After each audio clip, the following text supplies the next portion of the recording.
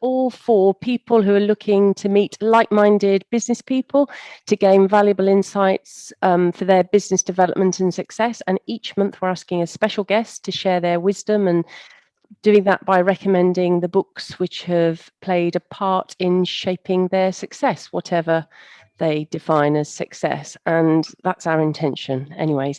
So let's get your weekend off to a brilliant start with this In Conversation with Carl Arntzen from Worcester-Bosch, one of Worcester's biggest employers. He joined Bosch in 1984 as an engineer. He was the first intern, weren't you, Carl, that they ever had? And he's done various roles. Really, would you say you worked from the bottom up, Carl? Would that be correct? Not far off. That he started off in product development and then product and marketing management. He's had various national and international roles. And then in 2011, he made MD. 2015, he was made the CEO. And he's not just over the residential side of things, which is the Worcester-Bosch brand. He's also over the commercial and industrial side of it, the Bosch brand. He's the chair of the Construction Product Association. He's a board member on the Energy and Utility Alliance. He's been married for over 30 years to his childhood sweetheart. They have 2 daughters who run their own businesses in Worcester. And with regards to this business, it was founded way back in 1962 by Cecil Duckworth. You'll see he's cited in a moment by Carl. And I love the research I've done into him. He's calm but competitive, and he doesn't get stressed. He's good at handling the curveballs, and aren't we all getting a few curveballs? So let's see how he manages those. He's an absolute fan of apprentices as well, and he's at the forefront of the industrial green revolution. We're going to explore that a little bit more because I've asked Carl to share his challenges and how he's overcome that. But he's been sitting in with Boris and Rishi, the government, you know, the PM and the Chancellor, with regards to this industrial green revolution that's underway in the UK. His soundbite is, we need action, not ambitions. I love that, Carl. Anyway, so we're heading towards zero emissions in 2050. The UK is going to lead the world in that. Carl, we're going to want to pick your brains on all of that and more this morning, please. Welcome to the Business Club, the Business Book Club. Thank you very much, Angela, and it's a pleasure to be here and hopefully stimulate a few interesting discussions. And maybe my perfect view of this morning is that maybe not all of you, but some of you take 1 or 2 little nuggets away from you from this discussion, and you think, yeah, let's give that a go next week. What makes a good book? Yeah, that's perfect. And sorry, go on. No, go on. What makes a good book for you, Carl? Well, I think I said in the communication with Pretty, I'm not an avid book reader, I have to say, but I really do enjoy a book that challenges my thoughts, challenges my views, really stimulates a deeper thought process. And some of the books that you've seen that I've enjoyed reading the most are slightly left field in terms of really stimulating that thought process. And as well as obviously the book with Cecil, our founder, was he was a particular guiding light for me and my real mentor. And the whole journey that he went through, not only with Worcester-Bosch, but then with Worcester Warriors, is just a story that stimulates. Well, let's share that, Carl. Let's share that. So tell the story of how you're a nunnery wood, aren't you? Born and bred Worcesterine, as it were. You're a Worcestershire man, and you went to RGS. And then if you could just share with us your thinking, which books got you towards engineering, or what encouraged you towards engineering? Mainly, the first encouragement was my father. My father was an engineer. He was an electronics engineer, worked for, in the early days, Rediffusion Television, and then worked for British Telecom for many years. And it was really he who got me interested in all aspects of engineering. And I became a little nuisance for him because he encouraged me a few times to take things apart and try and put them back together again. And I took him on his word. And he regularly would come home from work and something was in pieces on the floor in the garage and I was struggling to reassemble it. He was my main sort of encouragement towards engineering. And I've always had a bit of a mechanical, very sort of structured mind. My wife always tells me I'm far too tidy and I'm one or two other things that I can't say on camera here today.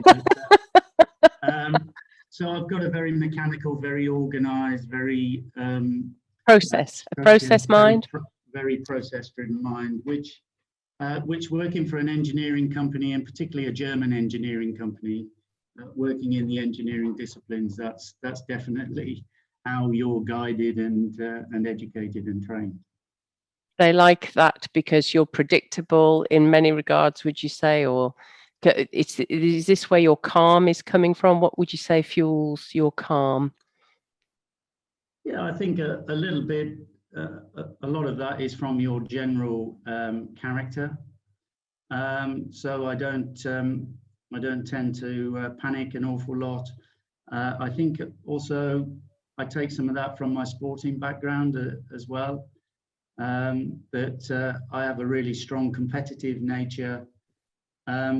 But I seem to be able to, and I'd love to explain how or why, but I just seem to be able to take things on board, not panic. And I played rugby at a fairly high standard, and again, doing that within the context of an environment where it's a real sporting challenge. You're trying to win leagues, win championships. It's those crucial points, that pressure points. Is that what you're thinking of? That exactly. Keeping a cool head under pressure when you played for Moseley, didn't you? I did, yes, and that's how I came to meet Cecil in the first place. I was playing rugby at Worcester Warriors, or it was Worcester Rugby Club then, before it went professional. And Don Everton, who you mentioned to me earlier on, was a dear friend of Cecil's, and he was heavily involved with Worcester Rugby Club. And I was intending to go to university to do a mechanical engineering degree. I was looking for a company to provide the work experience element of that, and Don introduced me to Cecil. And I became, as you said in the introduction, the first intern into Worcester Engineering, as it was then. And the rest is history, so to speak. And did you know you'd found your niche at that time? How could you tell that you thought, well, I'll fit in here? The atmosphere, the culture within Worcester Engineering, Worcester-Bosch, was very much set by Cecil. And I don't know if anyone on the call ever had the pleasure of meeting Cecil, but he was just one of life's nice guys. You know, he was a fantastic businessman, an entrepreneur, philanthropist, many other positive attributes, but he was just a nice guy.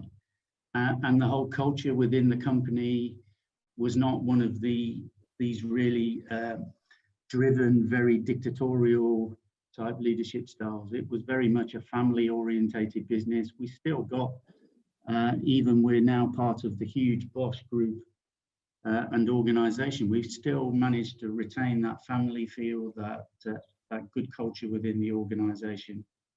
Well, now you're talking my language, Carl. I'm really interested in this. This is Worcester-Bosch, or the thermonuclear, the thermo technological. What is the division? It's worth 245 billion or something like that. Yeah, it's the thermotechnology bit. Thank you, that one. I struggle to say it as well from time to time. Oh, bless you for saying that. Worcester-Bosch is much easier to predict. So tell us that story from how Cecil, back in 1962, he set it up. Tell us more about that, would you, in terms of why you admire him so much for how he set it up and what he built, and that family culture that you've managed to preserve, even though you're part of this massive global conglomerate now.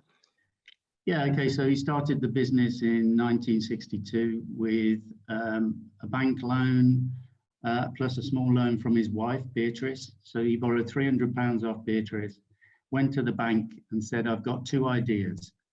I want to create an engineering company to make self-service petrol pumps or oil-fired boilers? And the bank said, self-service petrol pumps?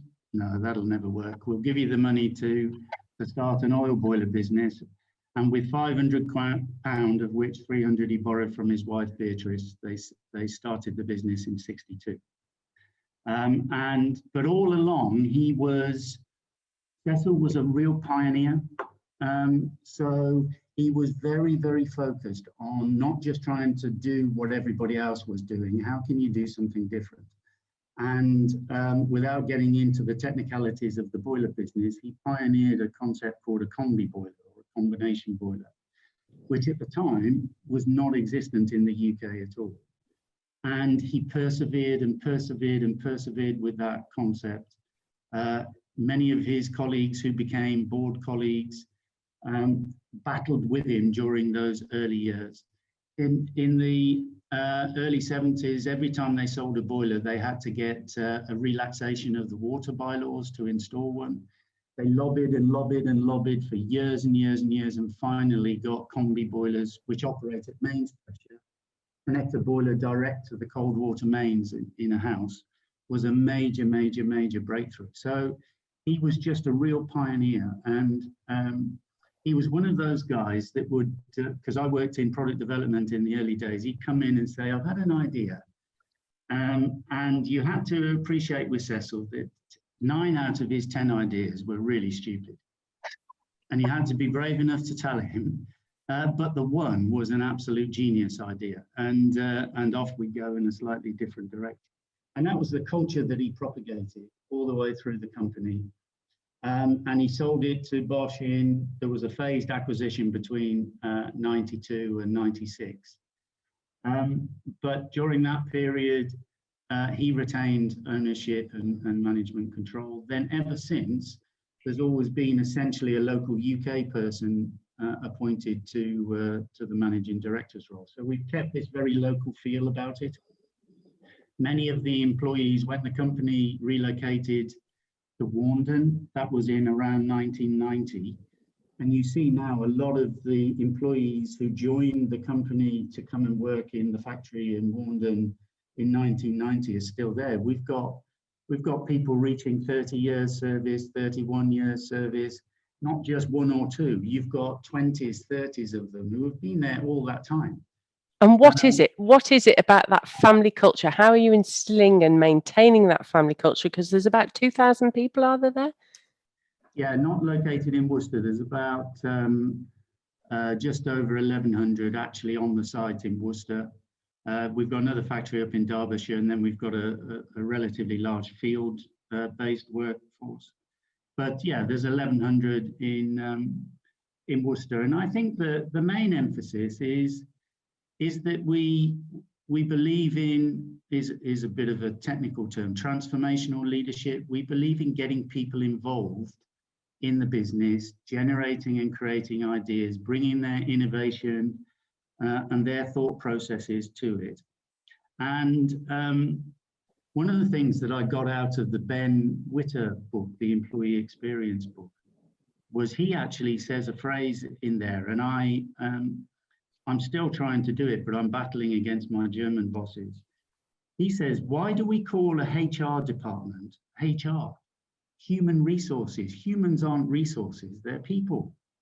And he puts in there that actually the department should be called the Employee Experience Department, not the Human Resources Department. And I think that says it all for me. And that's the sort of culture we try to propagate and continue to propagate within Worcester. We want the teams to be involved. They're the experts. They are the ones who are dealing with customers day in, day out, dealing with problems on the production lines, dealing with the challenges in product development, our after-sales support services, dealing with people who've got problems with their product. And we want them to take ownership of it, and we want them to feel that they can create new ideas, generate new ideas, because they are the experts. They're the ones in front of the customer every day of every week of every month. They're engaged. That's what you're talking about there. They're putting their hearts and soul into their work because they're engaged with the strategic narrative, as David MacLeod would talk about it, that you've set that strategic narrative out, though, haven't you? You keep them in line because obviously you don't want everybody going off and doing, I don't know, something completely different. How do you do that, Carl? Because we involve them, we communicate a lot with them. We've done a lot of work around not only creating the culture, but actually creating a vision and a why and a purpose. And we've created a purpose statement, which if you came to our facility, you see that purpose statement placed around the building here and there. And you said something to me before we came on. Actually, if you go into our factory, there are loads and loads of photographs, large ones hung up, of people who work on the factory lines.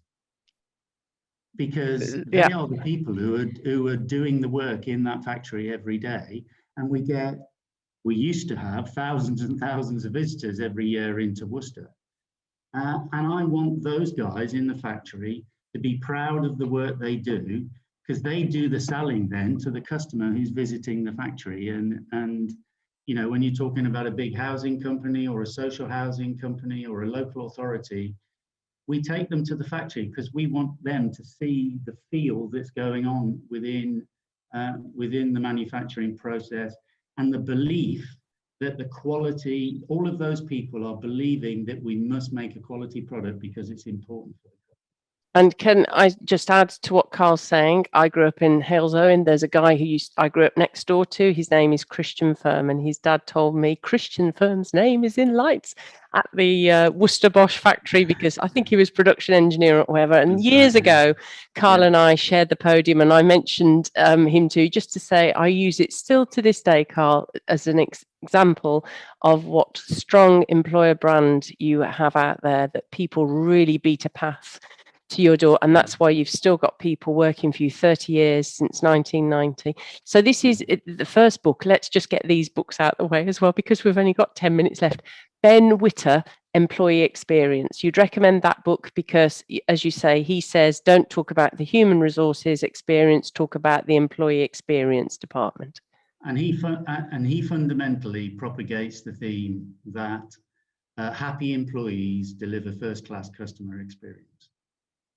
If you've got employees who are feeling negative and downhearted, the last thing they're thinking about is making sure the customer is happy. And that is the fundamental principle behind it. Happy employees deliver the best customer experience. And there are tangible links between company performance and that culture within an organization. It's not just Worcester-Bosch. You can read books by Ben Witter and many others about that philosophy, and that's the philosophy. Yes, the font of all knowledge. You're talking my language, Carl, because this is David MacLeod is my hero on this front. And ages ago, 20 years ago, he did a study, didn't he, into engagement, and he saw the link, as did the government, and he was brought in to bring more engagement in for more businesses to be like Worcester-Bosch, because the more engaged people are, as in not just putting their body into their work or their mind between 9 and 5:30, that they're really engaged with their work and they're thinking about it. Perhaps every now and again an idea pops into their heads when they're on a run. There is a direct link between that and productivity. Anyway, so I've never heard of this Ben Witter book, so I'm going to look that up. Let's talk about Matthew Syed now. That's another of your books, isn't it? The Power of Diverse Thinking. Yeah, it's a really interesting book insofar as he really does take, I think anyway, a radical approach to tackling complex challenges. And one of the people he cites in there is Dyson. I've forgotten his Christian name. Dyson of Dyson. Richard? Is it Richard? So Richard Dyson. Richard. We'll say Richard. James Dyson. James, thank you. Thank you, Jason. So James Dyson. He examines a tremendous amount, the time and the perseverance that Dyson took over inventing the cyclone vacuum cleaner, and the numerous trials and experiences and tribulations around that. But what led them to really think about that concept, and how you take a relatively straightforward challenge, but try and encourage and generate radical thinking around that to come up with innovations and really different solutions. And that whole theme propagates all the way through the book. He cites many other examples, but how do you, in an organization, very much linked to what we've just been talking about the culture and the freedom of allowing people to bring ideas forward, how do you then also encourage some radical thinking to deliver that extra step? We used to, one of the things that Bosch used to propagate was an innovation day, and they used to organize this very sort of cross-functional company activity on a Friday afternoon. And we argued for years and years and years, innovation has to happen naturally at any time of the day, any day of the week. You can't say, here's an innovation meeting at 3 o'clock on a Friday afternoon. Now, please turn up and innovate. It's something that you need to sort of breed into your people, and they need to have that mindset and that thought process. And then what Matthew Syed really does is talk about, again, the culture that you need to generate around that to encourage that really different radical thinking to deliver great, innovative technical solutions to many of today's problems. And what I was talking to you about earlier on, we're facing huge challenges around the... Yes, expand on that, please, Carl. The climate crisis, huge challenges around decarbonisation. Unfortunately, heating of our buildings is one of the big carbon emitters. It accounts for about, I think it's 25, somewhere between 25 and 30% of UK carbon emissions come from heating our buildings, our homes, our offices, our hospitals, etc. And unfortunately, 95% of our turnover in Worcester-Bosch today is from natural gas and oil boilers, both of which are emitting carbon emissions. So we are really at the thick of this whole debate around how to decarbonise the energy system. And you've got till 2050, it sounds ages away, isn't it? But we know that those people who joined Bosch in 1990, 30 years ago, how quickly it's come round to 2021. And our products today, you buy a Worcester-Bosch boiler today, we expect it to last 15 years, average. Some will last 20, some will last a couple of years. So that's 2 more boilers between now and 2050. And therefore, you know, time is ticking by, and we've got to get on with this challenge. We're doing 2 things because we believe you've got to take the customer along with you. You can't just implement regulations that then the customer doesn't adopt. And eventually then those challenges start to fall away. Take smart meters is a classic example of that. So we're working on 2 fronts. We're working on looking at repurposing the gas network away from natural gas to hydrogen. We've developed some of the early prototypes on hydrogen-ready boilers. We've got lots of trials going into homes over these next 12 months. So in the future, one part of the solution is repurposing the gas network to hydrogen, and we then need to change 28 million boilers from natural gas boilers to hydrogen boilers. And then the final thing is, in a lot of certainly new houses, electrification of those houses, of the heating in those houses, is probably the best way forward, because you're building them to much better thermal standards. The amount of heating required is much lower. Then you can run electric heat pumps at a very, very optimum efficiency at low temperatures, and that's the perfect solution. So within this decade, the boilers we sell today will be banned.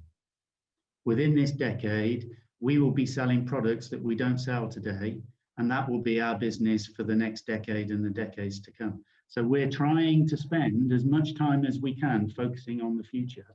And quite frankly, I said to you earlier on, Brexit and the COVID pandemic are for us unhelpful distractions really at the moment, because these things we need to be focusing on and investing our R&D and our intellectual property and our effort into those directions.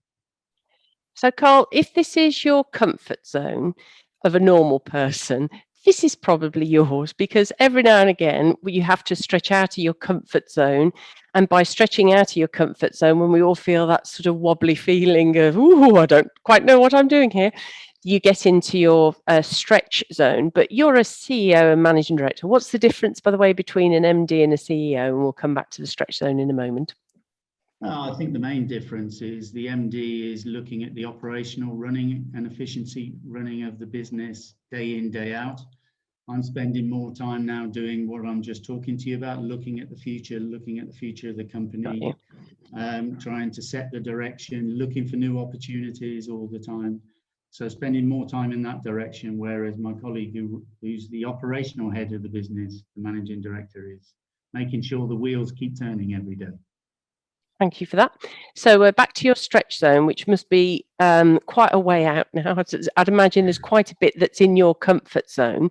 So what gets you into a stretch zone these days? When do you feel that collywobble feeling that, right, okay? Or could you share with us how you've learned to cope with that feeling and just think, well, you just got to get on with it? Yeah, I mean, one of the things that is very challenging at the moment is if you look at our parent company, the Bosch Group, we are fighting every day at the moment for investment into the future technologies that I was just talking about. And the whole of Bosch is in that same mode because Bosch is a big supplier to the automotive industry. So the transition from petrol and diesel engines to electric battery-driven vehicles is another massive technical challenge, and therefore we're fighting against those guys for investment internally. So I'm spending ever increased amount of my time in front of my divisional bosses as well as the main heads of the Bosch Group worldwide, asking for that investment, trying to persuade them that we've chosen the right technologies and now we need to go fast in that direction. And that's a pretty challenging and at times pretty stressful experience.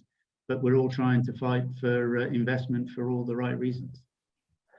And so do these books by, is it Yuval Noah Harari, do they help this brief history, Sapiens, a brief history of humankind, and Homo Deus, a brief history of tomorrow? Is there any help for people who read those books by him? I think what those books really do suggest, and again, for my engineering mentality comes out here. Certainly the brief history of tomorrow is looking more at the technological revolutions to come, whereas the first book is more looking at the first industrial revolution and how humankind developed through the ages. And the brief history of tomorrow is really starting to suggest that the world will go through much more significant change over the next decades and decades and decades, and that it will be very much technology led, and we have to trust in that technology, which sort of leads me on. In the end, I'm an engineer, and I believe everything has a scientific explanation, and I believe in the creativity and innovativeness of humankind eventually to develop the right strategies and the right technologies to help us on our way.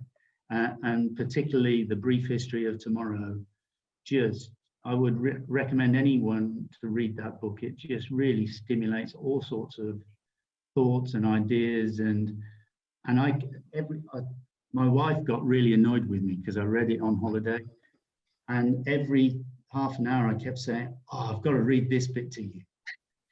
And she sat by the pool, trying to drink her gin and tonic, and I kept interrupting her day. But it was just so fascinating that I kept stopping and saying, "I need to read this bit to you. Listen to this." And particularly when he starts talking about artificial intelligence, and he starts talking about how a superhuman race will emerge over time, hundreds of years into the future, driven by so much will be managed by automated intelligence. The humans will become this sort of elevated to this superhuman. Whether you think that's right or wrong, it's just a fascinating glimpse into the future. It really is. And we're running out of time, Carl. What about Matt Dawson, 9 Lives? Why did that inspire you? Why did that make it into your list? Yeah, I actually had the privilege of playing against Matt. I was at the end of my career and he was at the beginning of his, and he's gone on to reach levels far above that I was able to reach. And actually the book is, because he's got this sort of this general persona of being very arrogant, and I think he is very arrogant. But Question of Sports brings to mind. Yeah, exactly. But actually, what he talks about is the importance of team within that whole context. And rugby, you know, many sports, team sports is all about team performance, but rugby even more so. You know, you've got prop forwards down to wingers, you know, huge contrasts of characteristics within a team, but each member of that team has to perform to their best ability for the whole team to succeed. And his battle with his own mind and his own self-importance, but actually then acknowledging that he needed a team around him to be successful, and his transformation from this arrogant young man into someone who really started to work much more towards the benefit of the whole team was quite interesting. And his sort of self-admission towards the end that he was indeed a really not a very nice person in his youth, and now he's come to sort of live with that and manage that, and became a much better rugby player and a much better person as a result of that.